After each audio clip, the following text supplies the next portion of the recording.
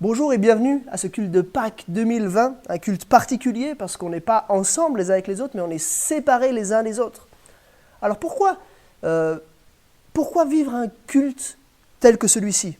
Je crois qu'il y a deux raisons. Premièrement, l'adoration. On veut prendre le temps d'adorer notre Dieu.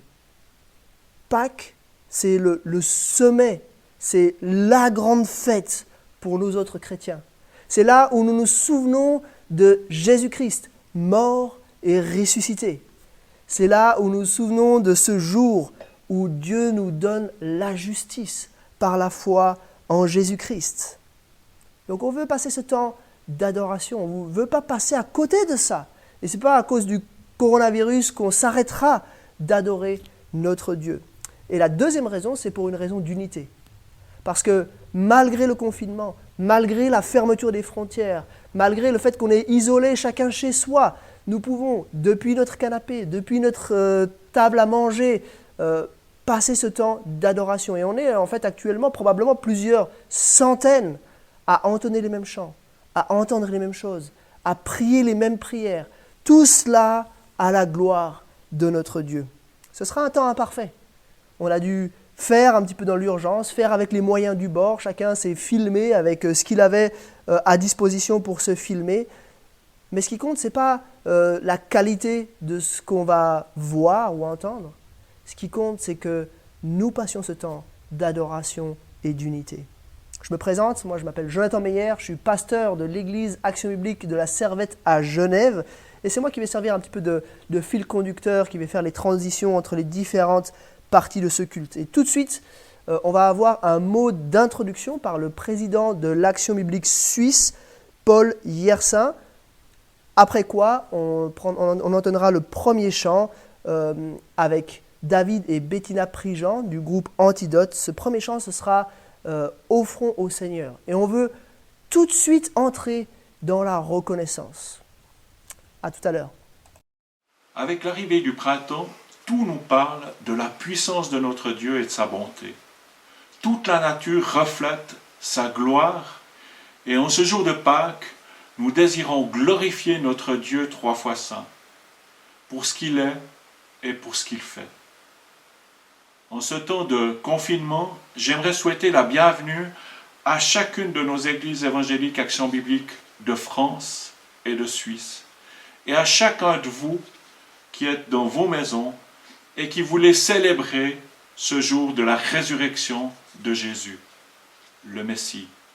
Jésus, le chemin, la vérité et la vie. En ce temps difficile que nous vivons, nous constatons que nous ne maîtrisons que peu de choses. Cela nous invite à l'humilité et à revenir aux paroles du Christ. Que votre cœur ne se trouble point. Croyez en Dieu et croyez en moi. Une invitation de Jésus à la confiance en Dieu seul. J'aimerais exprimer toute notre affection à nos frères et sœurs, nos amis, nos proches, frappés par la souffrance, la maladie, le deuil, ou par l'isolement à domicile, ou l'isolement dans un EMS ou un EHPAD. Nous sommes tous invités à les encourager, toutes ces personnes fatiguées ou dans la souffrance, en nous rappelant les uns les autres que notre Dieu est pour nous tous un refuge qui ne manque jamais dans la détresse. Et que notre Dieu est le même hier, aujourd'hui et éternellement. Et aussi que rien ne pourra nous arracher à l'amour de Dieu que Dieu nous a témoigné par Jésus-Christ. J'aimerais aussi aujourd'hui remercier tous nos pasteurs, anciens et membres et amis de nos églises, pour leur investissement dans ces jours particuliers, dans ces jours douloureux. Et merci aussi à toute l'équipe qui s'est investie pour préparer ce temps dans la présence du Seigneur. Nos chaleureux remerciements vont aussi à tout le personnel soignant et à tous ceux qui permettent le bon fonctionnement de notre société. continuons de prier pour chacun d'eux. Continuons aussi de prier pour les autorités de nos pays. Aujourd'hui, ce matin, nous voulons nous rappeler ce verset d'Apocalypse 3:20, où Jésus dit, « Voici, je me tiens à la porte et je frappe. Si quelqu'un entend ma voix et ouvre la porte, j'entrerai chez lui, je souperai avec lui et lui avec moi. » Que nous puissions ouvrir la porte de nos maisons pour prendre ce moment à part, ce moment de tête à tête avec notre Seigneur. Mais surtout, ouvrons nos cœurs à sa présence. Ayons avec lui ce moment de partage. Jésus nous invite lui-même à ce moment convivial. Ouvrons-lui la porte. Un repas, c'est toujours un moment privilégié, un moment d'échange. Et bien que ce moment soit un moment d'intercession, de louange et d'écoute de notre Dieu. J'aimerais maintenant prier. Prions ensemble. Seigneur Jésus, j'aimerais te louer, te bénir parce que tu es le vivant, le ressuscité. Merci parce que tu es venu jusqu'à nous. Tu es venu il y a 2000 ans et Seigneur, tu es mort sur la croix pour nos péchés, pour mes péchés. Et Seigneur Jésus, merci parce que tu es ressuscité. Merci parce que tu viens nous rencontrer, nous qui sommes peut-être dans la peine, dans la maladie ou l'angoisse. Seigneur, tu viens nous montrer que tu es ce bon berger qui prend soin de chacun de nous.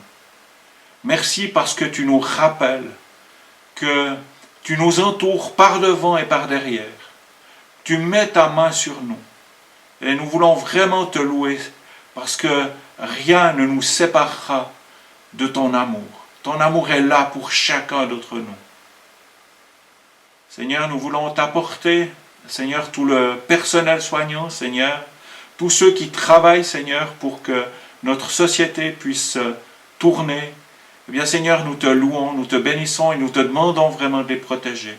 Nous te prions aussi pour nos autorités, que tu leur accordes sagesse, bienveillance, intelligence, Seigneur, pour gérer la problématique que nous avons aujourd'hui. Seigneur, nous sommes reconnaissants parce que tu es ce Dieu souverain. Tu es ce Dieu 3 fois saint.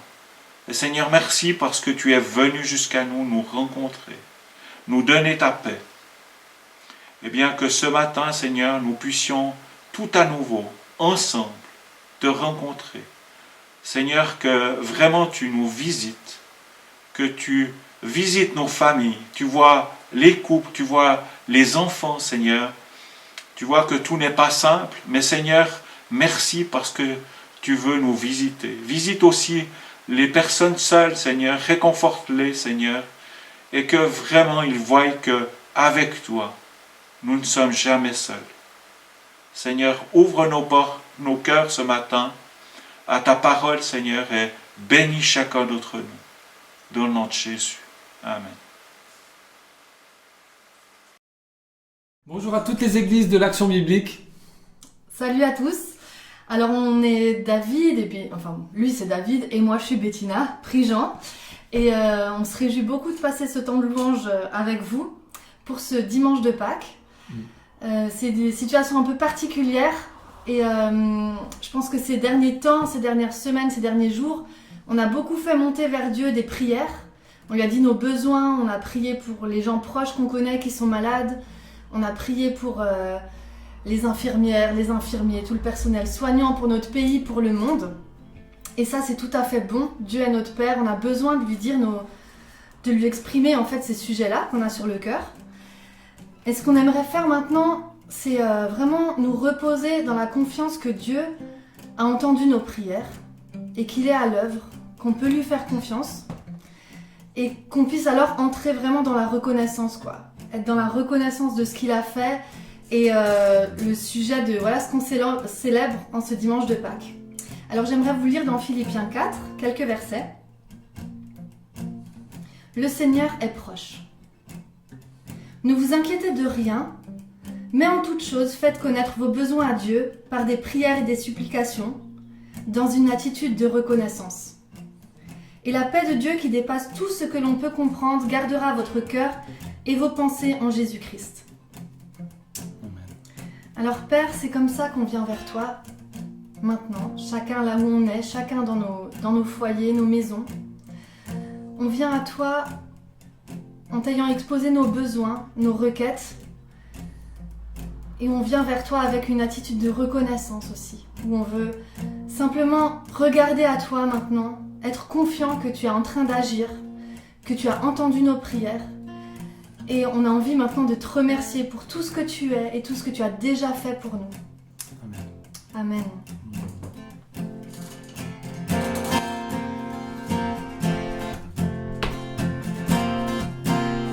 Offrons au Seigneur reconnaissance, son amour dure à jamais, car il est bon, il est au-dessus de tout, son amour dure à jamais. Chantons, louons, d'une main puissante et d'un bras tendu, son amour dure à jamais.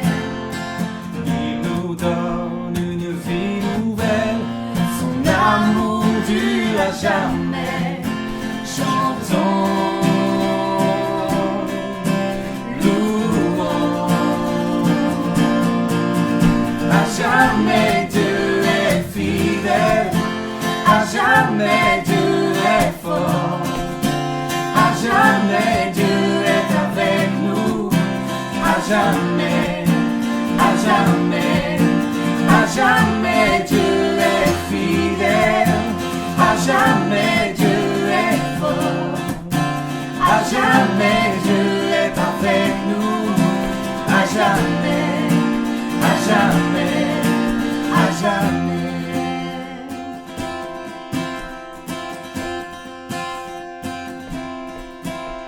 Du lever du soleil jusqu'à son coucher, son amour dure à jamais. Par la grâce de Dieu, nous persévérons, son amour dure à jamais. Chantons, louons, chantons, chantons, louons.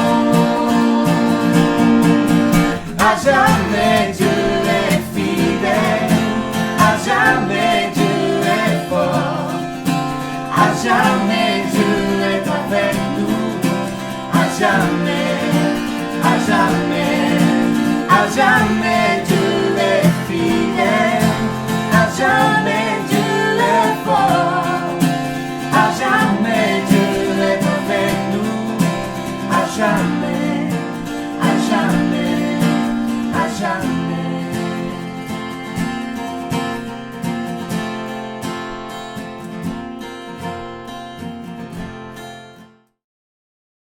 On l'a dit, c'est un culte particulier que nous vivons maintenant. On est tous séparés les uns des autres et pour autant tous ensemble en même temps. Depuis Charenton jusqu'à Saint-Imier, depuis Meignier jusqu'à Grasse, nous adorons le Seigneur de manière synchronisée. Et pour se rendre un petit peu compte de toutes ces personnes que nous représentons, on a demandé à chaque église qui participe à ce culte de nous faire une toute petite vidéo de salutation, quelques secondes, pour qu'on sache un petit peu d'où viennent les personnes qui entendent ce culte maintenant. Je vous laisse voir les vidéos de salutation des différentes églises. Bienvenue. Bonjour à tous. Salutations Bonjour de l'église Action Biblique de la Servette à Genève.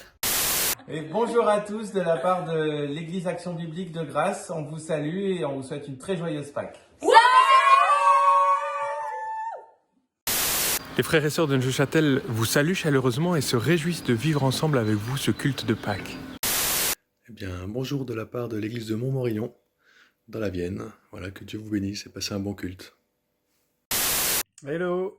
De la part de tous les frères et sœurs de Meignier, de ses bien-aimés, on vous salue. En ce dimanche particulier, les frères et sœurs de l'église Action Biblique de Saint-Imier se joignent à moi pour vous souhaiter à toutes et à tous un bon culte et une joyeuse Pâques. Salutations de la part de l'église abbé de Villagrand. Jésus-Christ est réellement ressuscité. En cette journée de Pâques, c'est en son nom que je vous accueille, chers frères et sœurs de l'abbé Riviera.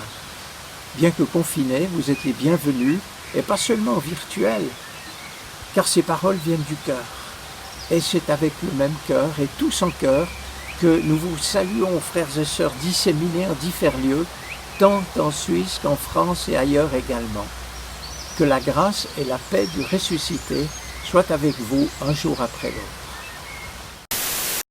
Pour l'Église Action Biblique d'Ajaccio, nous vous saluons bien fraternellement en vous disant que nous allons bien et espérons que c'est la même chose pour vous. Nous vous disons à très bientôt. Bonne fête de Pâques à chacun depuis la Suisse, à Renan, près de Lausanne, l'Église Action Biblique de Renan. Bonjour à tous, je salue spécialement l'église de Douven et aussi dire qu'on est hyper content de s'associer à vous pour ce culte. Salut, bonjour, donc c'est Mathieu de l'église de Abbé-Moutier. Je vous souhaite un beau dimanche. Chers frères et sœurs des églises de l'Action biblique, bonjour. Toute l'église de Montant se joint à moi aujourd'hui pour vous souhaiter, malgré ce confinement, de bonnes fêtes de Pâques. Bonjour de la part de la JAB France, et puis continuez à prier pour les jeunes, pour tous les jeunes, ceux qui sont derrière cet écran, mais aussi pour tous ceux qui se cachent derrière d'autres écrans. Et puis, nous ne savons pas comment va se passer cette saison. Dieu seul le sait. Nous avons besoin de prière pour la motivation. Et nous savons et nous croyons que Christ est mort pour nous sauver de nos péchés et qu'il est ressuscité. Et ça dépasse largement tout ce que nous pouvons prévoir. Amen. Alors, à bientôt. Bonjour à tous. L'Église Action Biblique des Montagnes Châteloises vous salue. Bonjour à chacune des églises de l'Action biblique de France et de Suisse de la part de l'Assemblée des Tupes. En ce dimanche de Pâques et malgré ce confinement, je veux affirmer que Christ est ressuscité. Venez, crions de joie en l'honneur de l'Éternel. Poussons des cris de joie en l'honneur du rocher de notre salut. C'est le premier verset du psaume 95. Et avec ce petit verset, je vous souhaite, au nom de l'église de Monté, à chacun une joyeuse Pâques et que Dieu vous garde et vous bénisse.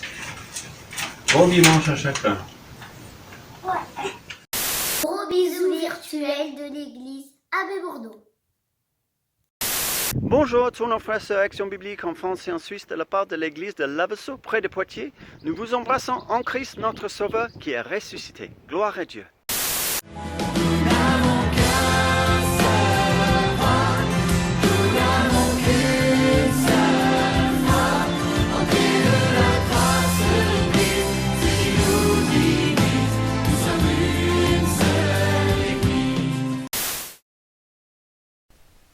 Il faut dire la vérité, toutes les églises n'ont pas envoyé de vidéo, il y a quelques églises qui manquent à l'appel, mais ça donne quand même une bonne vision de ce qu'est l'Action biblique en Suisse romande, donc la partie francophone de la Suisse, et en France.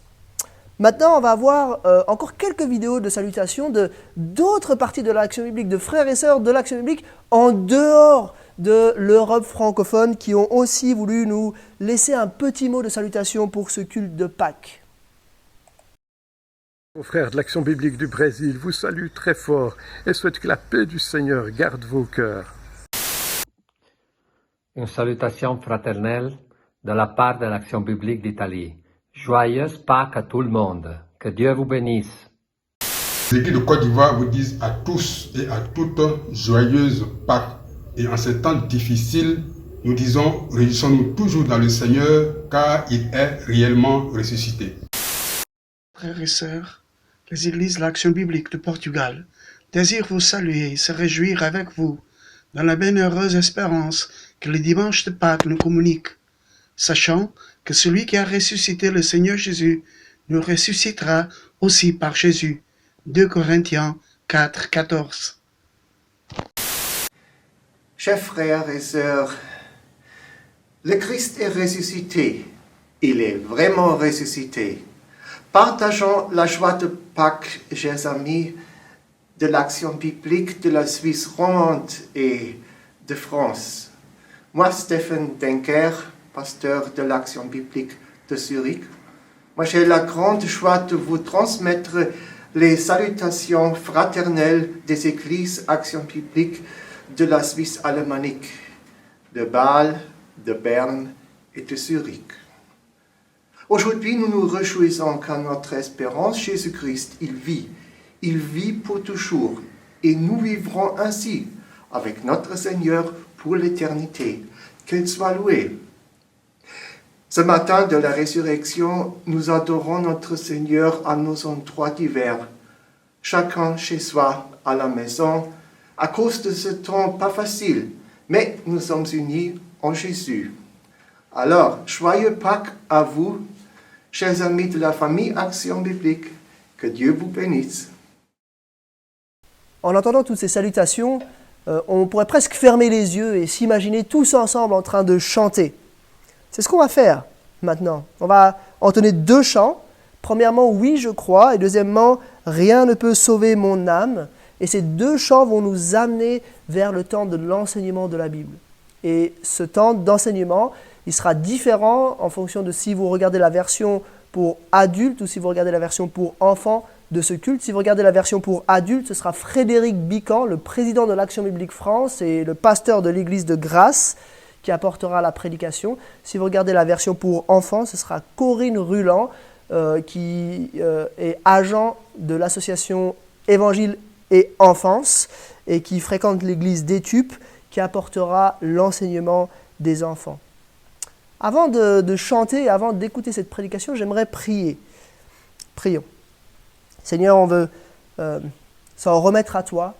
On veut te demander de nous secourir, de nous éclairer, de nous faire comprendre ta parole par ton esprit, de nous faire comprendre non seulement ce qu'elle a à nous dire, mais de nous faire comprendre comment cette parole doit nous transformer, comment cette parole doit transformer nos églises, pour ta gloire et dans le nom de Jésus.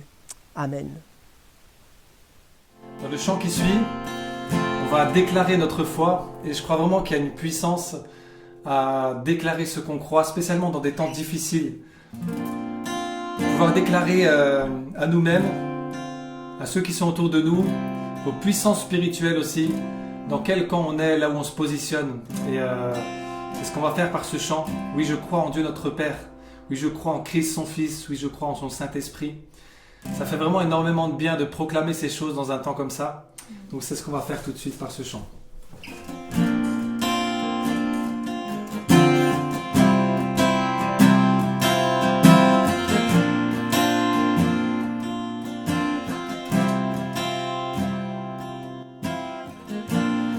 Notre Père éternel, toi qui as tout créé, Dieu tout-puissant, c'est par ton Saint-Esprit que Jésus fut conçu, Christ notre Sauveur. Oui, je crois en Dieu notre Père, oui, je crois en Christ son Fils, oui, je crois en ton Saint-Esprit, ô Trinité divine. Oui, je crois à la résurrection, que nous vivrons à jamais. Car oui, je crois dans le nom de Jésus.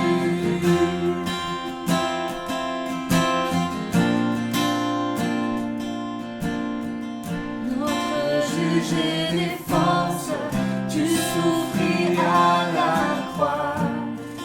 Le pardon est en toi. Descendu jusqu'au ténèbres, tu es ressuscité, à jamais élevé. Oui, je crois en Dieu notre Père, oui, je crois en Christ son Fils, oui, je crois en ton Saint-Esprit, ô Trinité divine. Oui, je crois à la vérité.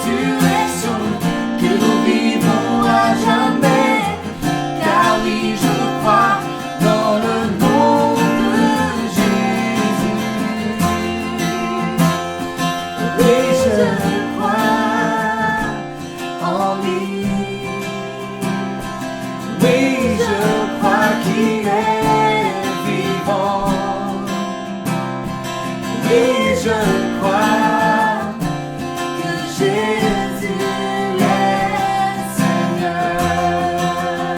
Oui, je crois en lui. Oui, je crois en lui. Oui, je crois qu'il est vivant. Oui, je crois que Jésus est Seigneur.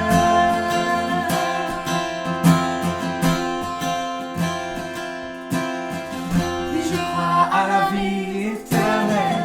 Je crois que d'une Vierge est né. Je crois à la communion des saints et en ta sainte Église. Oui, je crois à la résurrection quand Jésus reviendra. Car oui, je crois dans le nom de Jésus.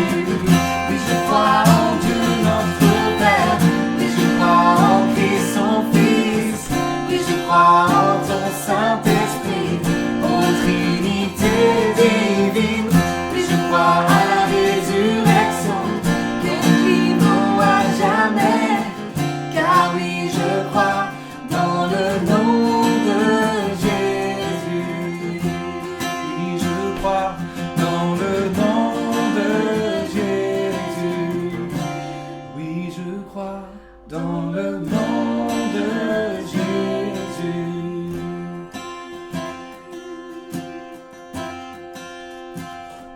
Seigneur, merci parce que cette déclaration de foi, c'est le socle de notre foi, mais on peut la proclamer ce matin ensemble. Et on proclame que ce que tu as fait à la Pâque est notre plus grand cadeau, notre plus grand trésor. Parce que pour nous, tu t'es offert, pour nous, tu t'es laissé mettre à mort, tu t'es laissé crucifier, Seigneur. Et que jamais on puisse s'habituer à cette réalité, que jamais on puisse prendre cette histoire pour acquise, mais au contraire qu'on puisse célébrer tout à nouveau, comme pour la première fois, le fait que tu t'es offert à notre place. Et on proclame ensemble que rien ne peut sauver notre âme sinon ton sang, Seigneur Jésus. Amen.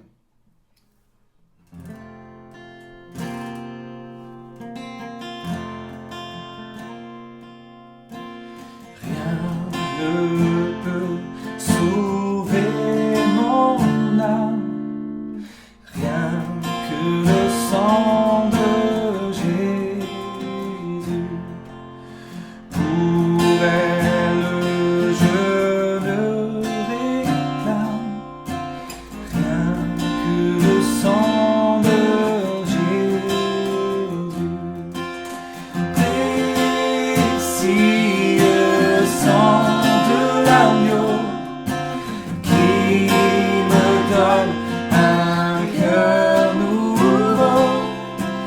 Rien d'autre je ne veux plus.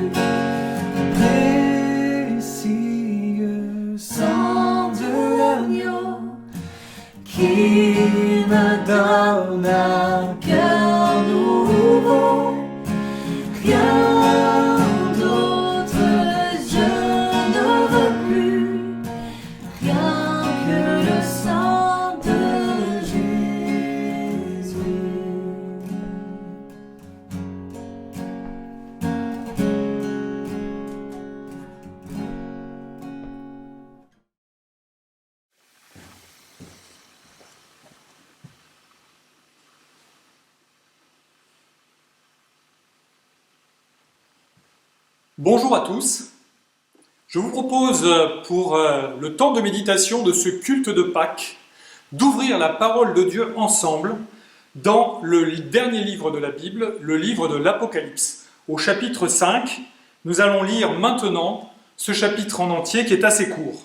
Si vous voulez suivre, eh bien, je vous laisse le temps de chercher et sachez que je vais lire dans la traduction de la seconde 21. Puis, je vis dans la main droite de celui qui était assis sur le trône un livre écrit à l'intérieur et à l'extérieur, fermé grâce à 7 sceaux. Je vis aussi un ange puissant proclamer d'une voix forte « Qui est digne d'ouvrir le livre et d'en briser les sceaux ?» Mais personne, ni dans le ciel, ni sur la terre, ni sous la terre, ne pouvait ouvrir le livre ni le regarder. Je pleurais beaucoup, parce que personne n'avait été trouvé digne d'ouvrir le livre et de le regarder. Alors, l'un des anciens me dit, « Ne pleure pas, car le lion de la tribu de Juda, le rejeton de la racine de David, a vaincu pour ouvrir le livre et ses 7 sceaux. » Puis je vis au milieu du trône et des 4 êtres vivants et au milieu des anciens un agneau debout comme offert en sacrifice.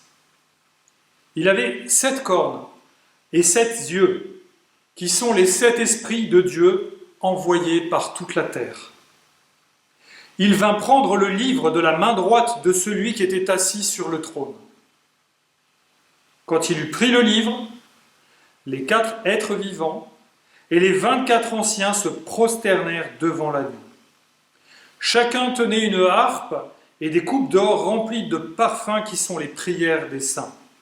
Et ils chantaient un cantique nouveau en disant « Tu es digne de prendre le livre et d'en ouvrir les sceaux, car tu as été offert en sacrifice et tu as racheté pour Dieu, par ton sang, des hommes de toute tribu, de toute langue, de tout peuple et de toute nation. Tu as fait d'eux des rois et des prêtres pour notre Dieu, et ils régneront sur la terre. Je regardai et j'entendis la voix de nombreux anges rassemblés autour du trône, des êtres vivants et des anciens. Ils étaient des myriades de myriades et des milliers de milliers. Ils disaient d'une voix forte, « L'agneau qui a été offert en sacrifice est digne de recevoir la puissance, la richesse, la sagesse, la force, l'honneur, la gloire et la louange. Toutes les créatures qui sont dans le ciel, sur la terre, sous la terre, sur la mer, tous les êtres qui s'y trouvent, je les entendis s'écrier à celui qui est assis sur le trône et à l'agneau, soit la louange, l'honneur, la gloire et la domination au siècle des siècles. Les 4 êtres vivants répondaient « Amen » et les anciens se prosternèrent et adorèrent.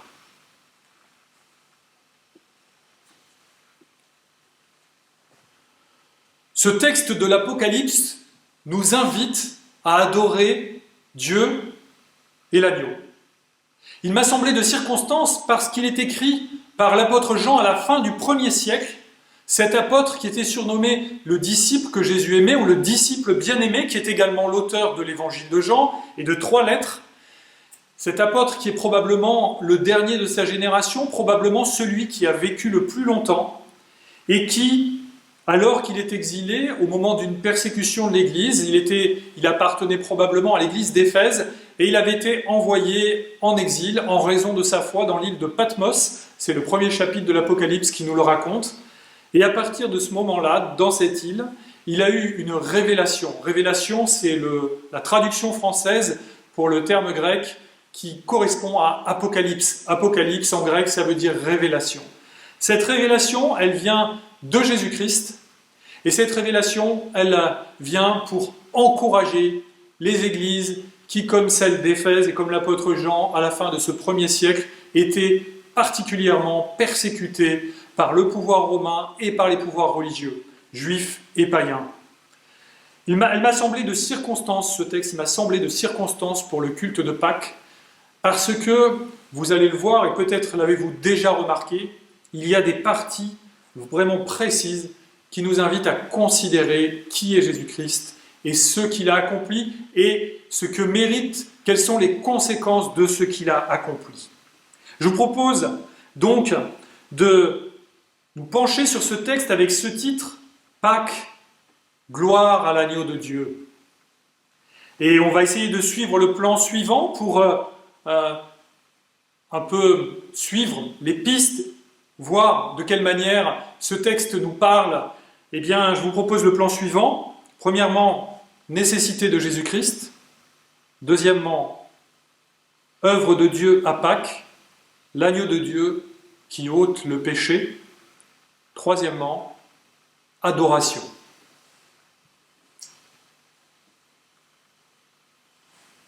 Nécessité de Jésus-Christ. Vous avez entendu comme moi ce texte lorsque Jean décrit la vision céleste, la vision de la cour divine, tel un roi, le roi tout-puissant, le roi des rois, le seigneur des seigneurs qui est sur son trône et qui manifeste sa souveraineté devant tout ce qui peut être créé, tout ce qui représente les créatures à travers les générations, tout ce qui représente aussi son peuple. Eh bien, dans cette situation de cour royale céleste, il y a à un moment, celui qui est assis sur le trône, Dieu Tout-Puissant, tient dans sa main un livre sous forme de rouleau. Vous savez que à l'époque, il n'y avait pas forcément ce qu'on appelle des codex aujourd'hui, c'est-à-dire des livres qui sont reliés comme celui-ci avec des pages qu'on tourne les unes après les autres. Mais pendant longtemps, on a eu des livres sous forme de rouleau, c'est-à-dire une très longue page, et puis on avait un rouleau du début, un rouleau de la fin, pour faire progresser le lecteur dans le texte. Donc, celui qui est assis sur le trône tient un rouleau dans lequel il est écrit des choses qui correspondent à sa volonté, à sa sainte volonté, c'est le Dieu Tout-Puissant, et il tient ce rouleau dans sa main droite. Ce rouleau est scellé par 7 sceaux. Je ne vais pas commenter là ce chiffre 7, mais il revient très souvent dans l'Apocalypse pour montrer la plénitude de l'œuvre de Dieu, son accomplissement, sa perfection. Il y a ce qu'on appelle des septénaires, des séries de 7 dans l'Apocalypse, mais je n'en dirai pas plus à ce sujet. Et ce qui nous intéresse là maintenant, c'est de voir que dans cette scène, il y a un aspect dramatique. Cet aspect dramatique, c'est que personne n'est digne, personne n'est capable de venir prendre le livre qui est dans la main de Dieu. Autrement dit, personne n'est capable, n'est digne de venir faire la volonté de Dieu, prendre ce qui est écrit de la part de Dieu, l'accomplir. Personne n'a cette capacité de venir assumer ce fardeau, cette mission. Les versets 2 et 4 disent « Qui est digne d'ouvrir le livre et d'en briser les sceaux ?» Mais personne, ni dans le ciel, ni sur la terre, ni sous la terre, ne pouvait ouvrir le livre, ni même, c'est moi qui ajoute même, ni le regarder. Et la conséquence de cela, c'est que l'apôtre Jean, qui est témoin de cette scène, pleure. Il pleure beaucoup, parce que, nous dit le verset 4, personne n'avait été trouvé digne d'ouvrir le livre et de le regarder. Venir prendre directement dans la main du Dieu Tout-Puissant un livre qui exprime le pouvoir d'accomplir sa volonté pour le monde, voilà quelle est la tension dramatique du texte. Problème. Que nous montre ce tableau? Vous savez, Jean voit quelque chose dans le ciel qui est inimaginable. La gloire de Dieu, la cour céleste, et tous ces êtres qui sont là autour du trône, qui adorent, qui interviennent. Et il y a un ange qui lui parle pour lui expliquer aussi la révélation qu'il est en train de voir. Et il essaye avec des mots de nous faire comprendre. Il nous donne des images que le Saint-Esprit lui a inspirées, des images qui correspondent à la vision céleste, à la sainteté de Dieu, à sa volonté aussi pour nous enseigner. Parce que, à la suite des églises du 1er siècle, nous avons besoin de la parole de Dieu et de considérer l'œuvre de Dieu accomplie en Jésus-Christ. Et donc, dans cette scène, pourquoi y a-t-il ce moment de pause dramatique? Pourquoi le récit ne va pas directement au fait que c'est l'agneau de Dieu qui vient prendre le rouleau? Est-ce que Dieu n'est pas au courant qu'il n'y a personne qui est digne? À certains moments, dans la parole de Dieu, nous voyons que Dieu met en œuvre une étape pédagogique pour faire comprendre ce qui est en train de se passer. Je vous donne un exemple. Dans la vie de Jésus, lorsqu'il va ressusciter Lazare, à un moment, il fait une pause devant le tombeau et il dit « Je te loue, Père, de ce que tu m'as exaucé. J'ai parlé à voix haute afin que ceux qui sont autour comprennent. » Je paraphrase, je ne vous cite pas par cœur le texte, mais c'est ce que dit Jésus. Il a parlé à voix haute pour que ceux qui sont autour comprennent. Mais pour lui-même, il savait que son Père l'exauce toujours. Autrement dit, Jésus n'a pas parlé à voix haute parce qu'il y avait une difficulté, parce qu'il y avait un problème, parce qu'il doutait que Dieu allait l'exaucer. Il a parlé à voix haute à cause de nous. À cause de nous, pour que nous comprenions ce qu'il était en train de faire et ce qui se passait entre le Père et le Fils au moment de la résurrection de Lazare. On pourrait dire la même chose de la plupart des paroles que Jésus prononce sur la croix, et notamment cette parole terrible, cette parole dramatique, cette parole qui exprime ce que le Fils de Dieu a vécu pour nous, à notre place. Si nous sommes enfants de Dieu, il a vécu l'enfer à notre place. Et vous savez de quelle parole je veux parler? Mon Dieu, pourquoi m'as-tu abandonné? Est-ce que Jésus est en train de poser une question parce qu'il est surpris de ce qui se passe? Est-ce qu'il n'était pas au courant de ce qui allait se passer? Mais bien sûr qu'il était au courant. Il a passé son temps à avertir les disciples de ce qui allait se passer. Et dans le jardin de Gethsémanée, il est au courant de l'immense épreuve qui l'attend, à tel point, nous dit le texte des évangiles nous dit qu'il y avait comme des grumeaux de sang qui perlaient de son front, tellement l'angoisse, la tension, le stress était en train de s'accumuler dans ce temps de passion, de souffrance de Christ qui a précédé la croix. Oui, notre Seigneur, pour nous, par amour pour nous et aussi par obéissance envers le Père, a commencé à souffrir bien avant d'être crucifié. Une torture morale forte parce qu'il savait ce qui l'attendait. Donc, la pause dramatique dans notre texte n'est pas là parce qu'il y a un imprévu dans le plan de Dieu et qu'on est en train de chercher un plan B parce que, zut, personne n'est capable de venir prendre ce livre dans la main de Dieu. C'est sûr, il n'y a pas même un volontaire.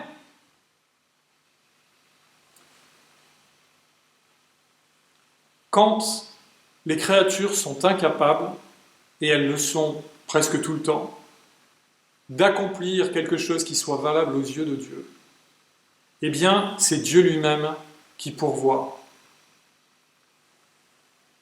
C'est la raison de l'incarnation de Jésus. C'est la raison pour laquelle il est venu, il s'est fait homme, et là où Adam a défailli, là où Adam a fauté, a chuté, a été infidèle et a entraîné toute l'humanité dans la désobéissance, la révolte et le péché, eh bien Jésus, lui, a été fidèle. Il a été fidèle jusqu'au bout et malgré la tentation, malgré les épreuves, malgré la souffrance, malgré les persécutions, malgré cette mort tragique qui l'attendait et dont il savait qu'elle serait la fin de son ministère terrestre, avant bien sûr la résurrection et l'ascension. Notre Seigneur n'est pas resté mort, mais ça ne diminue pas pour autant l'intensité et l'ampleur de l'épreuve qu'il vit sur la croix. Eh bien, le Seigneur Jésus est venu comme un homme, comme un simple homme, et il a vécu une vie parfaite, pleinement agréable à Dieu, et afin de se substituer à nous, afin de prendre sur lui le châtiment que méritent mes péchés, vos péchés, si vous êtes enfants de Dieu. Notre Seigneur l'a porté sur la croix à notre place. Et c'est pour ça que Paul peut s'écrier que si nous vivons en Christ, mais que nous avons été crucifiés avec Christ, et que maintenant, c'est par la foi en Jésus que nous vivons. Nous sommes morts, notre punition, ce qui correspond à notre damnation, à notre châtiment éternel, à notre enfer, est tombé sur Jésus-Christ au moment de la crucifixion. Autrement dit, quand les hommes sont incapables par eux-mêmes, et en raison du péché, ils sont toujours incapables de faire quelque chose qui soit agréable à Dieu, c'est Dieu qui pourvoit, et c'est Dieu qui a pourvu lui-même en envoyant son Fils comme un simple homme, qui s'est humilié et qui a accompli parfaitement sa volonté. Car personne autour du trône de Dieu, et pourtant il y a des créatures qui sont fantastiques, qui ont l'air puissantes, il y a des anges, il y a ces 4 êtres vivants qui probablement résument l'ensemble de toutes les créatures et qui en même temps sont là pour adorer et manifester la sainteté de Dieu si on se rapporte aux visions d'Ézéchiel et d'Ésaïe auxquelles ce texte fait allusion. Il y a ces 24 vieillards qui sont là probablement pour nous rappeler les 12 tribus, les 12 patriarches et puis les 12 apôtres, donc finalement des anciens qui représentent le peuple de Dieu à travers toute l'histoire du salut. Dans cette foule des croyants, dans cette foule des anges, personne n'est digne de venir prendre le livre de la main de Dieu. Même pas Moïse, même pas Abraham, même pas David, même pas Job, même pas Élie, même pas Enoch, même pas l'apôtre Paul.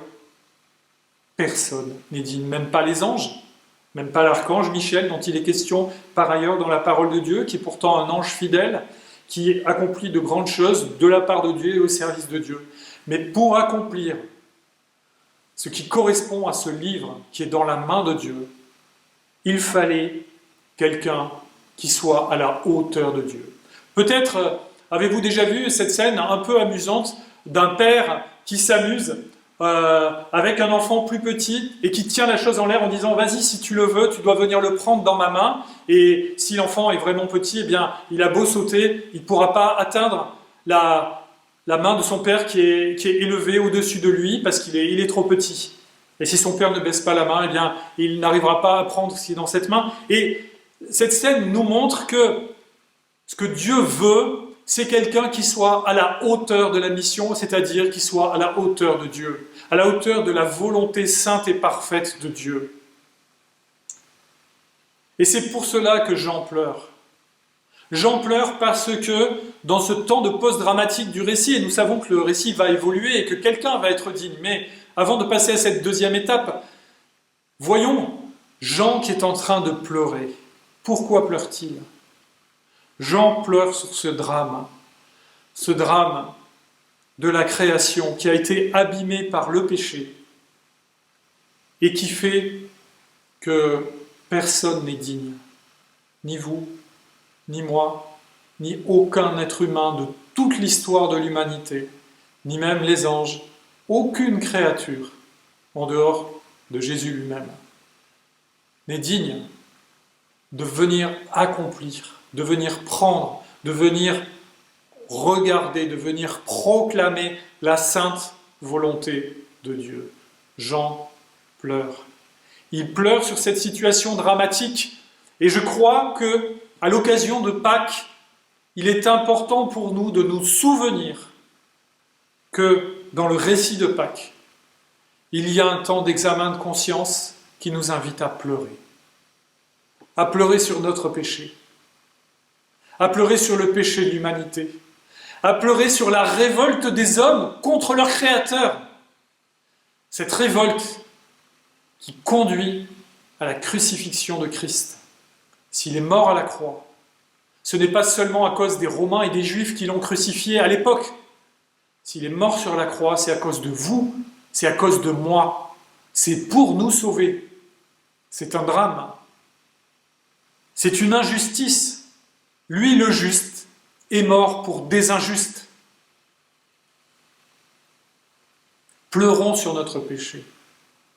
Non seulement à Pâques, mais ayons à cœur, je crois, aussi que la Bible nous y invite, dans notre vie de tous les jours, de réfléchir sur notre propre vie, de faire un examen de conscience et de déposer dans la prière, avec foi, avec sincérité, de nous humilier en demandant pardon à notre Père Céleste pour nos fautes. Non pas que nos fautes ne soient pardonnées en Jésus, si nous sommes nés de nouveau, elles le sont, et il n'y a plus de condamnation pour ceux qui sont en Jésus-Christ, nous assure la parole de Dieu, mais dans notre sanctification, dans notre marche avec le Seigneur, Il faut sans arrêt nous souvenir combien nous sommes nuls, combien nous ne sommes pas dignes devant notre Dieu.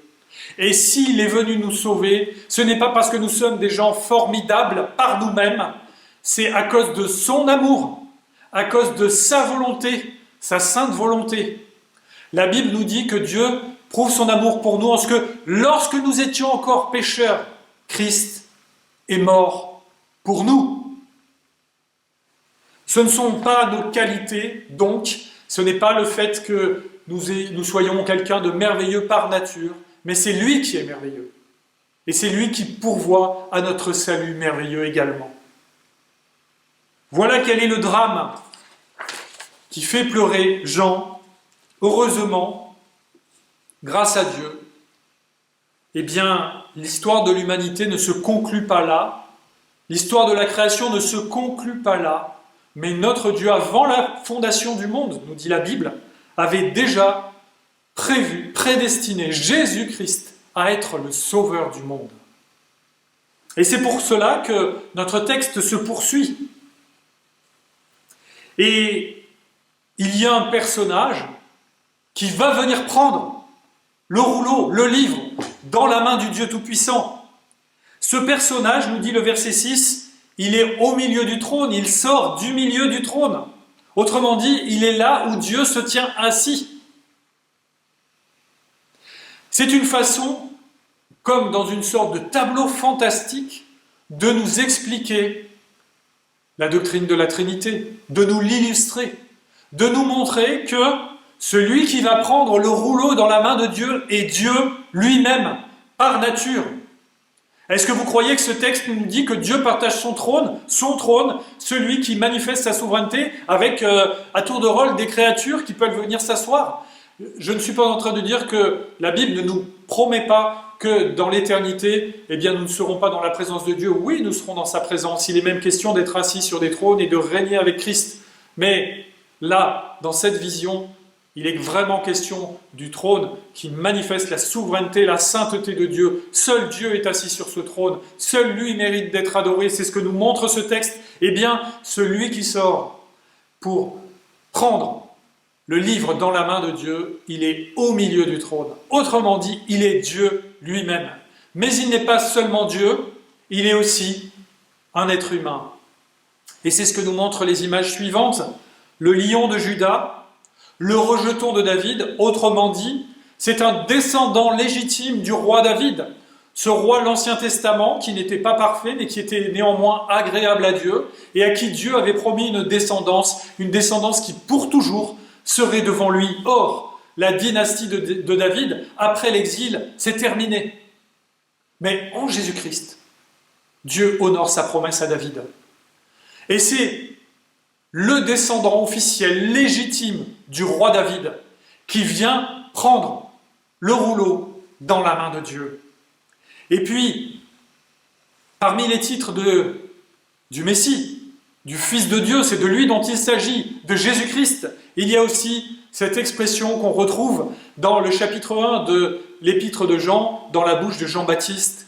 Voici l'agneau de Dieu qui ôte le péché du monde.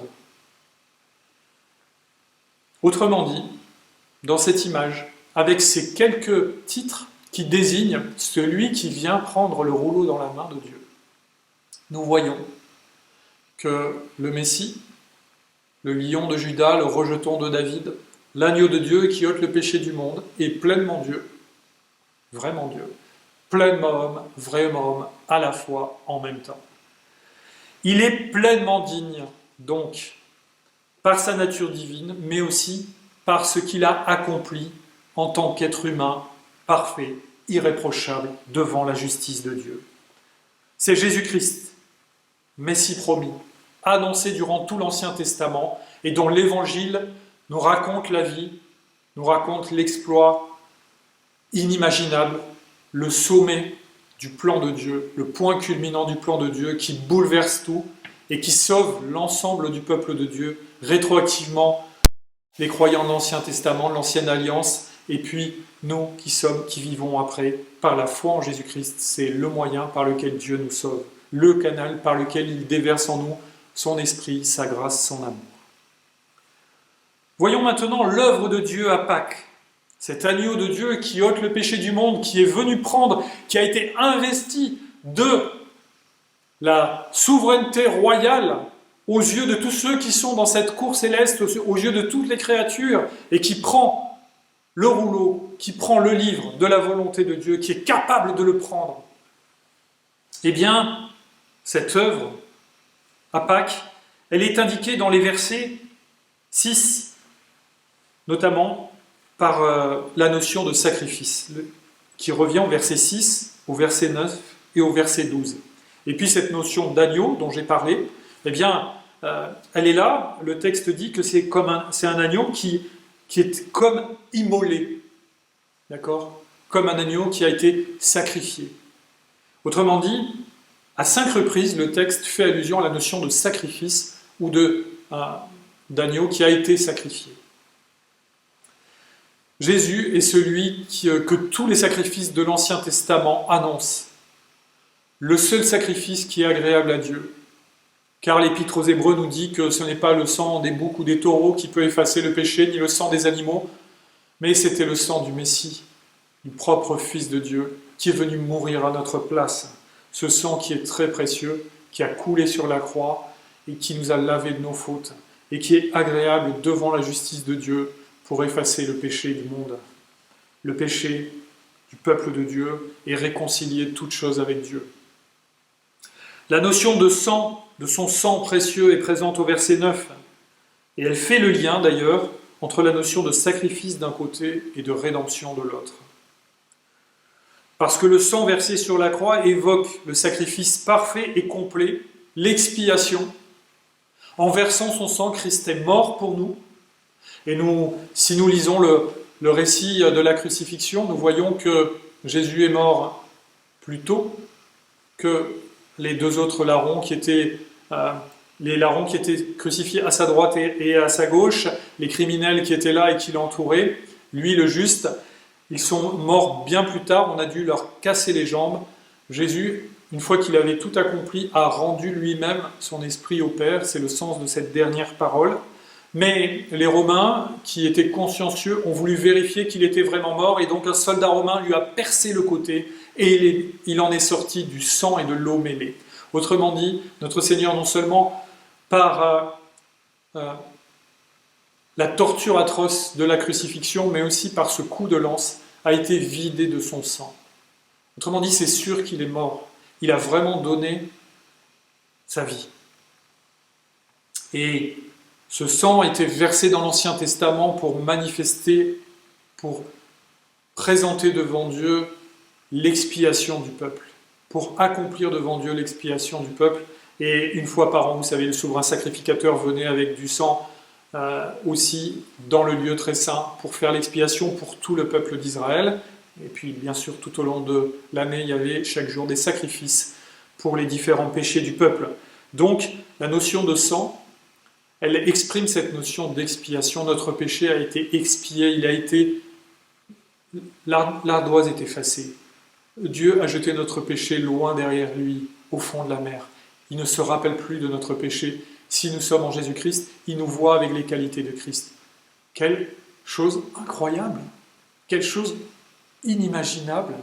Est-ce que nous mesurons combien c'est extraordinaire, merveilleux, que nous, qui sommes des pécheurs, qui méritions l'enfer, qui méritions d'être éloignés de Dieu à cause de nos fautes, nous soyons réconciliés avec notre Créateur, qui devient notre Père, parce que Jésus, le Fils de Dieu, a versé son sang pour nous, comme un sacrifice efficace. Il a expié nos fautes à notre place.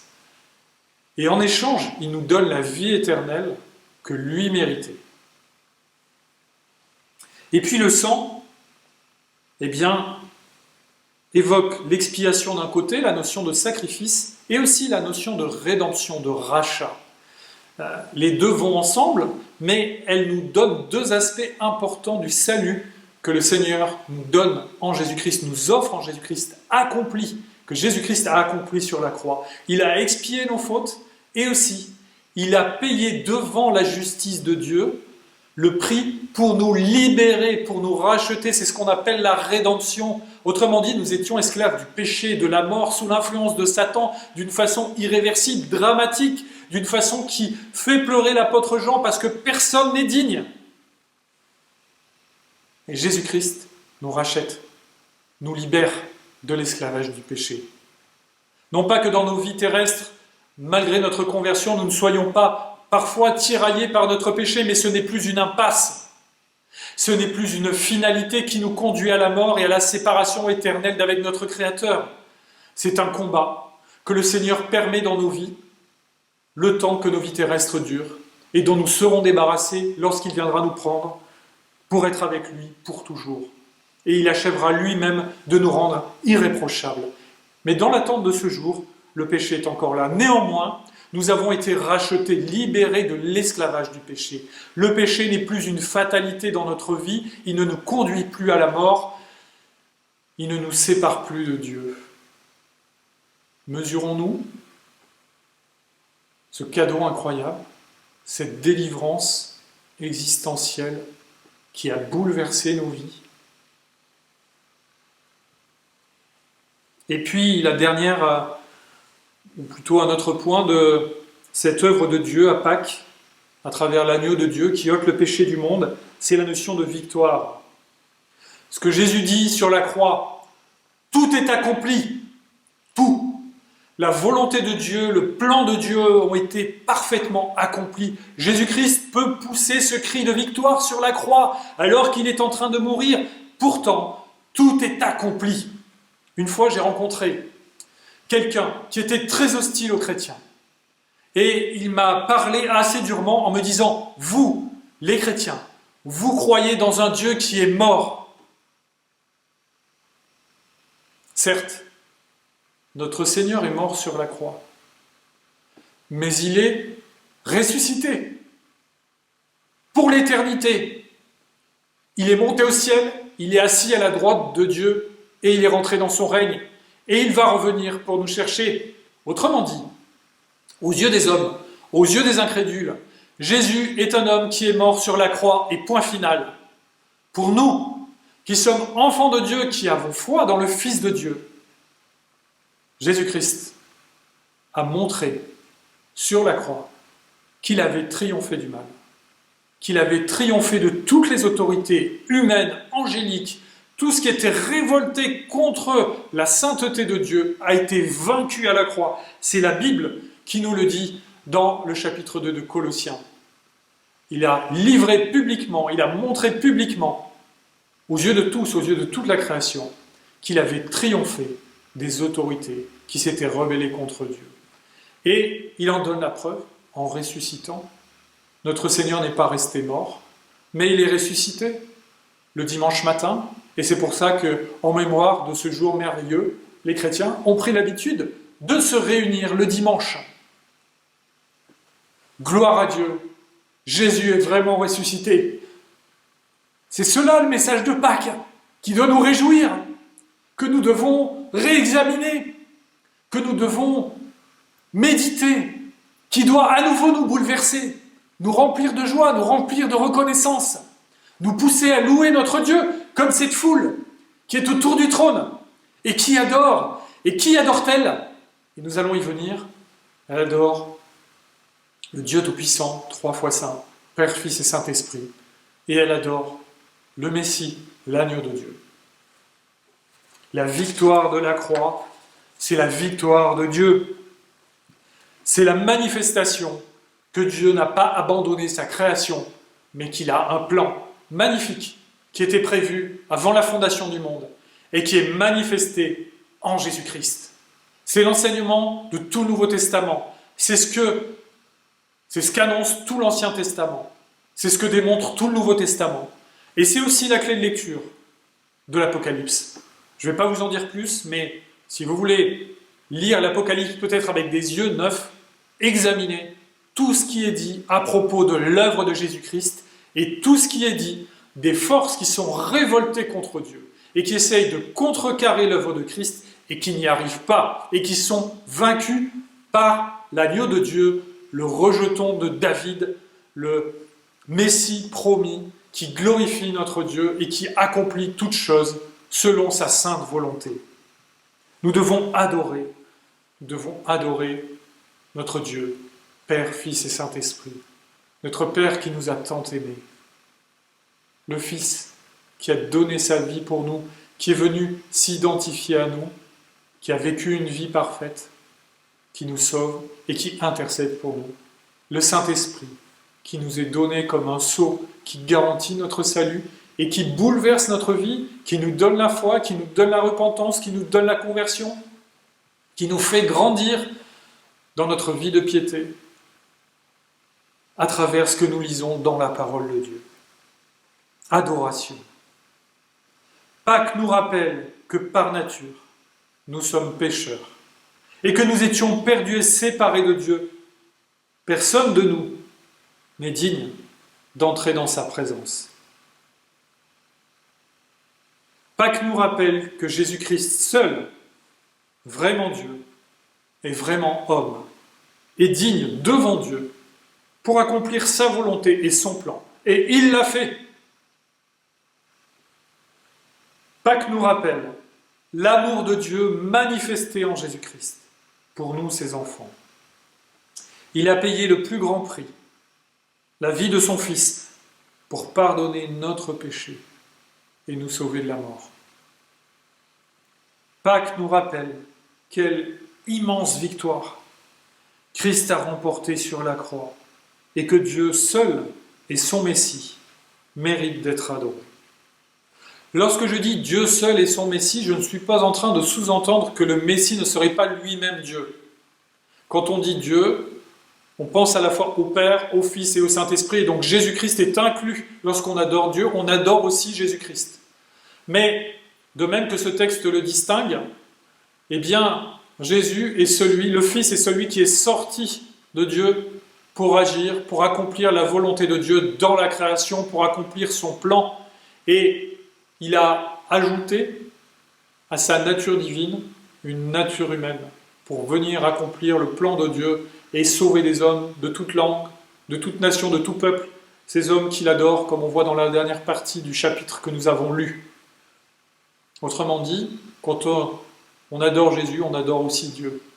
Et quand on adore Dieu, on adore aussi Jésus. Et c'est par Jésus que nous pouvons adorer Dieu sereinement et que nous avons l'assurance d'être réconciliés avec Dieu, parce que Jésus a tout accompli. Joignons-nous aux 4 êtres vivants, aux 24 anciens, aux anges et à tous les croyants de tous les peuples et de toutes les époques qui louent et adorent Dieu et son Messie. Prière. Je vous invite avec moi à prier les paroles de ce beau cantique, si elles sont vraies pour vous, maintenant, en conclusion de ce message. Sois dans l'allégresse, peuple du Seigneur, et redis sans cesse que Christ est vainqueur. À toi la gloire, ô ressuscité, à toi la victoire pour l'éternité. Craindrais-je encore? Il vit à jamais. Celui que j'adore, le prince de paix. Il est ma victoire, mon puissant soutien, ma vie et ma gloire. Non, je ne crains rien. Amen. Jésus-Christ est vraiment ressuscité. Que le Seigneur vous bénisse.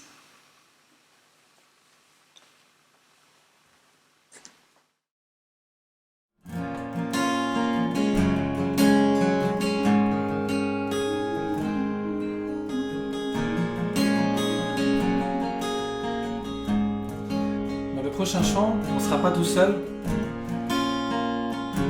On sera accompagné de tous les êtres célestes qui sont dans la présence de Dieu et qui le louent constamment. Je lis dans Apocalypse 5, verset 11. Je regardais et j'entendis la voix de beaucoup d'anges autour du trône, et des êtres vivants et des vieillards, et leur nombre était des myriades de myriades et des milliers de milliers. Ils disaient d'une voix forte: l'agneau qui a été immolé est digne de recevoir la puissance, la richesse, la sagesse, la force, l'honneur, la gloire et la louange. Tous les anges louent sa sainteté, l'univers crie sa majesté. Nous chantons gloire et puissance, force et louange à l'agneau immolé, à l'agneau immolé. Les ténèbres ont reculé devant l'œuvre de la croix, devant l'agneau immolé et le sang versé pour moi. Tous les anges louent sa sainteté, l'univers crie sa majesté. Chantons gloire et puissance, force et louange à l'agneau immolé, à l'agneau immolé. De la vie qu'il a donnée à la vie qui brûle en moi, tant d'amour et à jamais ma reconnaissance au roi. Tous les anges louent sa sainteté,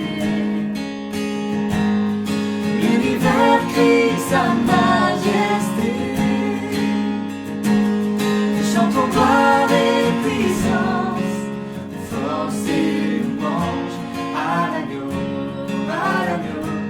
immolé, à l'agneau immolé.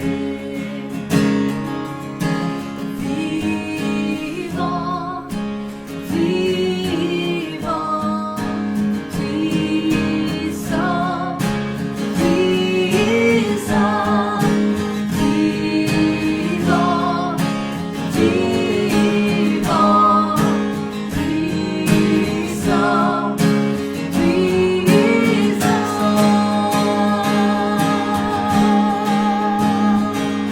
tous les anges de sa sainteté, l'univers crie sa majesté. Nous chantons gloire et puissance, force et louange à l'agneau immolé, à l'agneau immolé.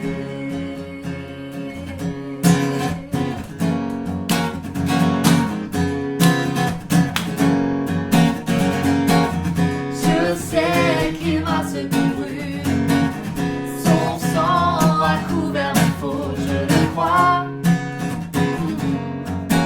Oui, je crois. Il a enlevé ma honte, je suis guéri en son nom, je le crois. Oui, je crois.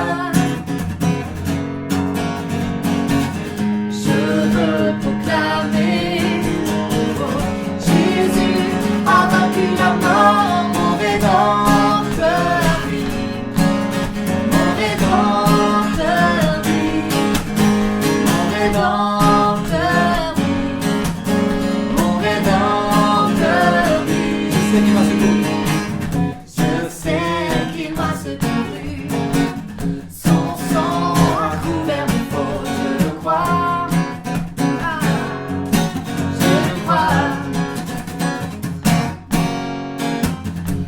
Il a enlevé ma honte, je suis guéri en son nom, je le crois.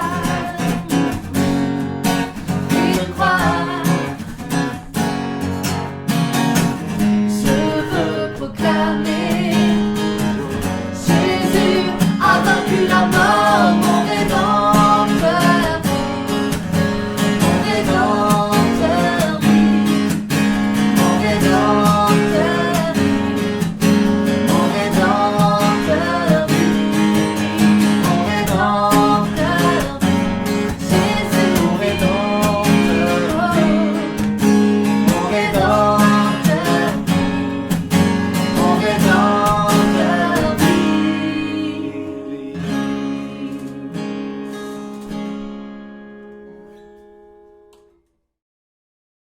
nous arrivons maintenant à un temps de prière.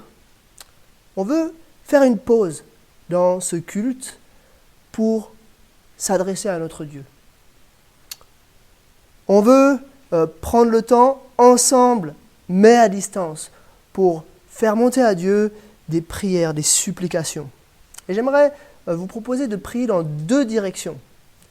Premièrement, j'aimerais vous demander de prier pour le monde, pour la situation actuelle, pour ce virus qui sévit un petit peu partout, pour les autorités qui ont des charges lourdes et des décisions difficiles à prendre, pour le corps médical, le corps enseignant, les corps de police de nos différents pays.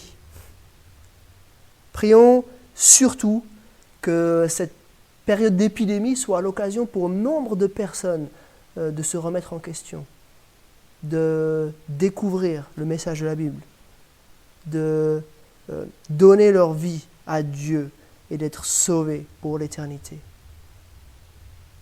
Et deuxièmement, puisque nous sommes tous réunis, nous, les amis de l'Action biblique, prions pour notre association d'église. Et j'aimerais qu'on puisse vraiment se saisir de cette occasion pour prier pour l'avenir de notre association. Notre association a un passé, peut-être vous le connaissez, peut-être vous ne le connaissez pas. Demandez aux aînés dans vos églises de vous expliquer un petit peu le passé de notre association, mais elle a aussi un avenir. Qu'est-ce qui est devant nous? Dans quelle direction voulons-nous aller? Qu'est-ce que sera notre association dans 10 ans, dans 20 ans, dans 30 ans?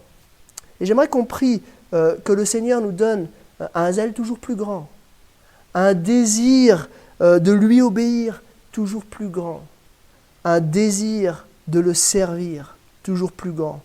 Et j'aimerais pour nous motiver dans la prière, vous lire juste quelques mots de John Alexander, le fils de H.C. Alexander, le fondateur de l'Action biblique, quelques mots qu'il a écrits dans le livre qui s'appelle « Contre vent et marée ».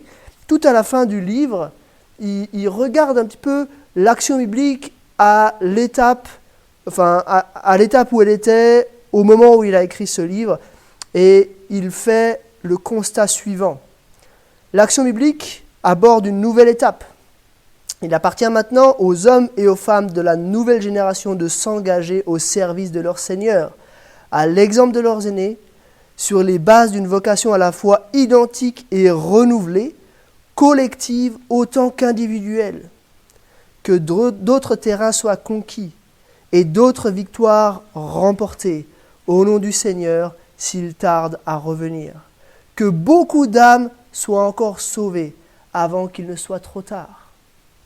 Voilà cette citation de John Alexander, et je crois qu'elle peut nous motiver dans la prière.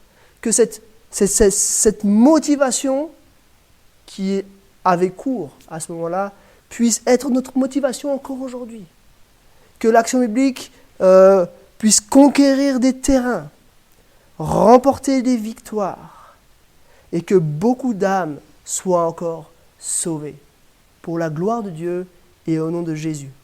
Donc maintenant, je vous propose de simplement mettre pause dans la vidéo, de prier pour le monde, de prier pour notre association et pour l'avenir de notre association. Et une fois que vous aurez terminé de prier, vous pourrez remettre play, et là ce sera Daniel Escher qui va prier lui aussi pour notre association. On a pensé que Daniel Escher était la personne tout indiquée pour une prière d'ensemble pour notre association, parce qu'il connaît bien nos deux associations, puisqu'il travaille à mi-temps au sein de l'Action biblique suisse et à mi-temps dans un travail d'implantation d'église au sein de l'Action biblique France.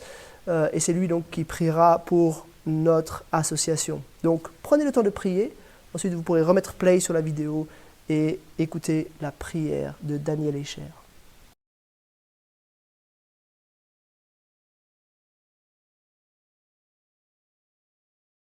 Voilà, on vous propose maintenant un temps de prière pour nos églises et nos associations respectives. Et je vous invite du coup à vous incliner pour ce temps de prière. Oui, Père, merci de nous rassembler ce matin. Même si chacun est chez soi, on peut être en communion par ton esprit. et ça nous fait du bien.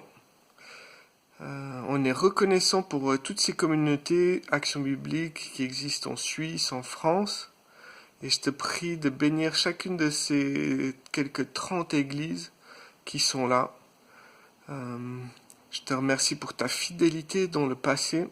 Je te remercie pour ton action dans les vies. Et je te remercie aussi et je te demande de continuer à faire route avec nous. Je te prie que ces églises puissent être des vecteurs de bénédiction. Je te prie qu'elles puissent faire la différence là où tu les places. Qu'elles puissent être sel et lumière. Je te prie aussi que tu en ajoutes encore d'autres. D'autres communautés, d'autres églises qui pourront être des témoins de ta grâce et de ton amour. Que ensemble on puisse continuer à diffuser cette bonne nouvelle, ce beau message de Pâques. Qu'encore beaucoup de gens puissent être arrachés au royaume des ténèbres pour être transportés dans le royaume du Fils bien-aimé. On se réjouit de voir ce que tu vas faire dans ces prochaines années. Merci de bien vouloir nous utiliser. Merci pour ta grâce. Au nom de Jésus. Amen. Merci les amis. Ce matin, on veut chanter aussi que, même séparés, chacun chez soi, on reste une seule église ensemble. Unis autour du précieux sang de Jésus.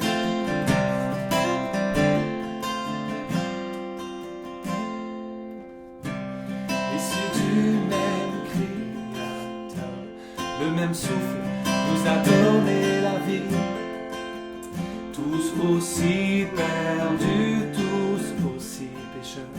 Nous avons eu la chance qu'il nous attire avec lui. Il nous a trouvés si précieux qu'il a choisi de quitter les cieux.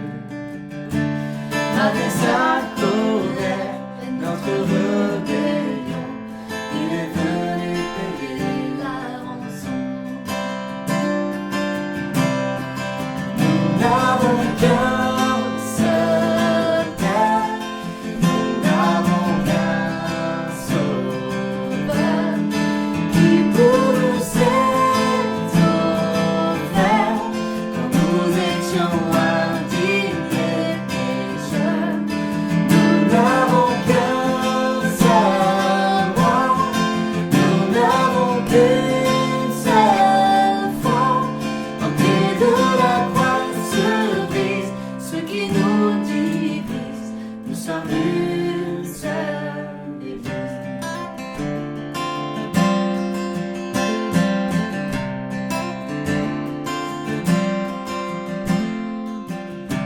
Un nouveau jour se lève pour ceux qui se revêtent de l'esprit, et nous n'aurons qu'un seul rêve, que cette nation connaisse le nom de Jésus-Christ.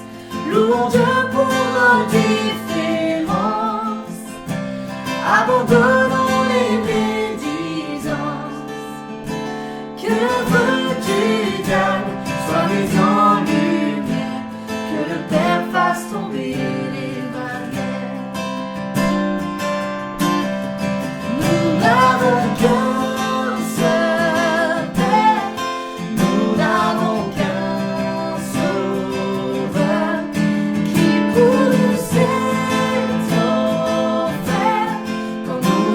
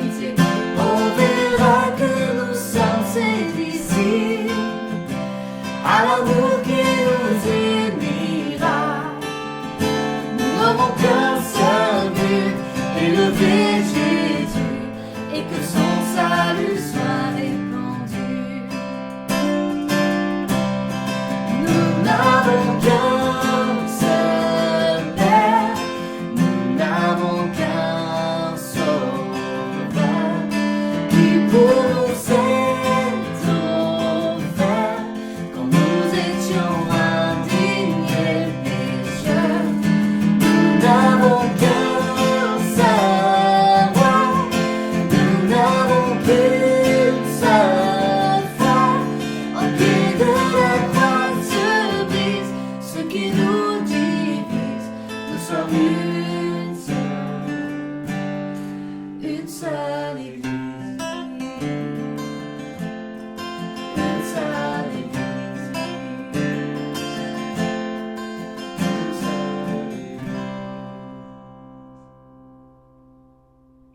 Amen. Amen. Ce culte touche bientôt à sa fin. On aura encore un chant, mais c'est le moment maintenant de quelques annonces. Première annonce, pour ce qui est des activités de votre église locale et aussi de la collecte, nous vous invitons à prendre contact avec les responsables de votre église locale pour connaître les événements des prochains jours et aussi pour savoir comment vous pouvez continuer de soutenir financièrement votre église locale en temps de confinement. Deuxième annonce, je vous annonce dans quelques jours une grande conférence, c'est 100% en ligne, c'est 100% gratuit, c'est sur le thème « Un Dieu bon dans un monde en crise ». Et le lien, si vous voulez participer à la conférence, le lien pour vous connecter sur le site de la conférence sera donné dans les commentaires de cette vidéo. Troisième annonce, on aimerait bien garder un petit souvenir de ce culte particulier. Et pour cela, je vous demande de mettre une pause maintenant dans la vidéo et de prendre une photo de vous-même ou de votre famille, tous ceux qui ont assisté à ce culte, et d'envoyer cette photo à l'adresse mail cultedepâques, cultedepaqs, en un mot sans espace et en minuscule, @gmail.com. Envoyez la photo et dans le mail, mettez le nom de chaque personne qui se trouve sur la photo ainsi que l'église que vous fréquentez. Et on va essayer de faire un petit souvenir avec ça. Quatrième et dernière annonce, j'aimerais dire un grand merci à toutes les personnes qui sont investies pour organiser ce culte. C'était un petit peu improvisé, c'était un petit peu à la dernière minute, mais merci à chacun pour votre flexibilité et par-dessus tout, merci à Dieu qui nous permet de vivre ces moments. Que l'Éternel te bénisse et te garde. Que l'Éternel fasse lui sa face sur toi. Qu'il t'accorde sa grâce, t'environne de sa paix. Que l'Éternel te bénisse et te garde. Je marche devant toi, il a fait avec toi une alliance éternelle. Son secours ne manque pas, et pendant le combat, les forces il renouvelle. Oh, oh, oh, oh. Oh, oh, oh.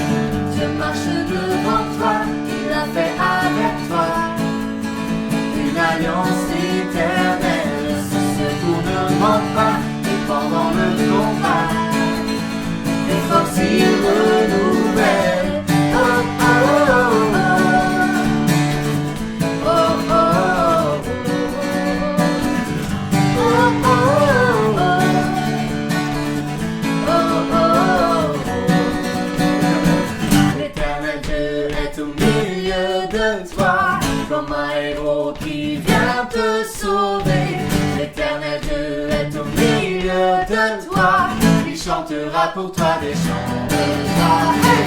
L'Éternel est au milieu de toi, comme un héros qui vient te sauver. L'Éternel est au milieu de toi, il chantera pour toi des chants de joie. Hey! Oh, oh, oh, oh. Oh, oh, oh. Oh, oh, oh.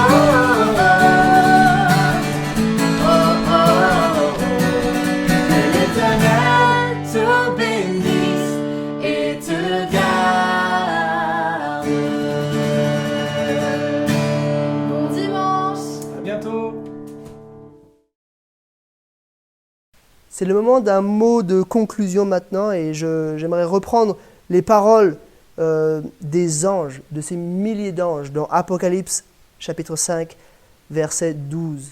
Ces milliers d'anges qui sont autour du trône et de l'agneau et qui disent d'une voix forte, l'agneau qui a été offert en sacrifice est digne de recevoir la puissance, la richesse, la sagesse, la force, l'honneur, la gloire et la louange. Bien que ces paroles soient nôtres aujourd'hui, tout au long de cette semaine, je vous souhaite un bon dimanche.